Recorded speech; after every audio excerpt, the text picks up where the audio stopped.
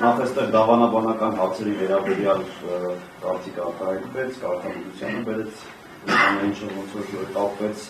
ուզում եմ շեշտել, որ մենք դավանաբանական հարցերով կարգալուց եղած չենք եւ կարծում որ դատարանում այս թեման քննարկել է ավելորդ է։ Երկրորդ, փաստաբաններից մեկը ասում էր, որ Արագածոտնի թեմ ունի վարչական ղեկավար եւ փաստացի թեմը վարում է վարչական ղեկավարը, իսկ մյուս փաստաբանն ասում է, որ մենք գործ ունենք Արագածոտնի թեմի առաջնորդի հետ։ Հիմա այստեղ հակասություն այլևս առաջանում, մենք գործ ունենք Արագածոտնի թեմի առաջնորդի հետ, թե այլևս նախկին առաջնորդի հետ, եւ սա պետք է ճշտվի։ Երրորդ, այստեղ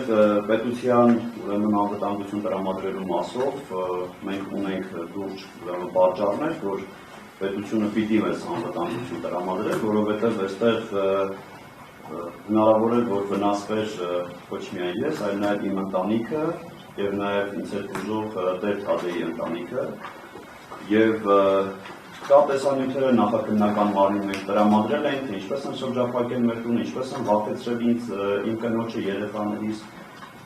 շարունակության մեջ պիտի շեշտեմ, որ մենք նաև մեր կարգալուծությունը չենք ընդունում, որովհետեւ նոր հարգարժան փաստաբանն ասաց, որ փաստացի այս մարդիկ կարգալուծ եղած են եւ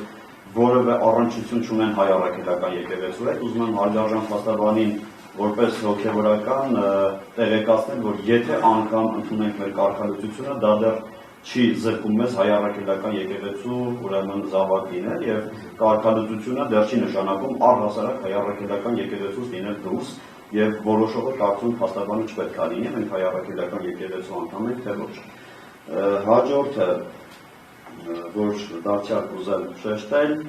այստեղ կարևոր է, որ մենք գիտակցենք ու հասկանանք, որ բացի մեր հոգևորական լինելը, մենք նաեւ Հայաստանի Հանրապետության քաղաքացիներ ենք եւ որպես Հայաստանի Հանրապետության քաղաքացիներ, եթե մեր իրավունքները ոտնահարված է, իսկ մենք այստեղ տեսնում ենք, որ փաստացի, ուրեմն եկեղեցական վերադասը իր արտոնություններից օգտվելով նաև եկեղեցական հակականոնական կեցվածքը ընդգրկել ընդունել, որովհետև տվյալ մարմինը, որը որ զբաղվում է մեր կարգալուծություններով, դրա ոչ բոլոր անդամներն են ստորագրել, այսինքն այն մարմինը, այն խորհուրդը, որը ստեղծվել էր կարգալուծությունների հարցը քննարկելու համար, այդ մարմնի ոչ բոլոր անդամներն են համաձայն եղել մեր կարգալուծության հետ։ Հետևաբար տվյալ մարմինը այնտեղ էլ անգամ խնդիր կա, որտեղ ստեղծված մարմինը իր գնահատականը բացասական է տվել, իսկ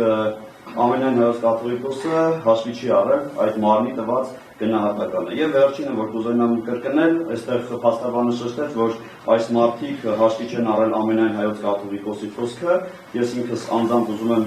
շեշտել, որ ես հաշվի եմ առել ամենայն հայոց կաթողիկոսի խոսքը, այն հրահանգը, որ իջեցվել էր ընդհանուր այս իրավիճակի չստեղծման համար, բայց փաստացի հակառակ կողմը ինքը առաջինն է երկել կամ չի կատարել ամենայն հայոց կաթողիկոսի խոսքը։ Իսկ դուք փաստացի եկան Այո, քանի որ չեմ ընդունում իմ կարգալուծությունը եւ պաշտոնի չարաշահում եմ համանուն, շարունակում կառավարել։ Իսկ թեմ հոգեվորականների հետ դուք ինչ-որ շփվում եք, հիմա չեք շփվում, այսինքն թեմը ես ճիշտ եմ հասկանում, կենտրոնական մարմինը գտնվում է աշտարակում։ Կենտրոնական մարմինը գտնվում է աշտարակում, առհասարակ ինչի վերաբերում է կալանքի հարցով մնա թե չմնա, բայց քանի որ թեմի կողմից շարունակում էին խոչընդոտել մեր աշխատանքը եւ կամ վարչական ղեկավարն է խոչընդոտում կամ միգուցե նաեւ թեմի նախկին առաջնորդը, հետեւաբար մենք մեր այս աշխատանքային process-ի մեջ խոչընդոտների հանդիպել ենք եւ թեմը ունի վարչական խորհուրդ, այո, թեմի վարչական խորհուրդը հաշվի չառնելով մեր անմեղության կանխավարկածը որոշակի խոչընդոտներ է հարուցել մեր ծառայության մասին։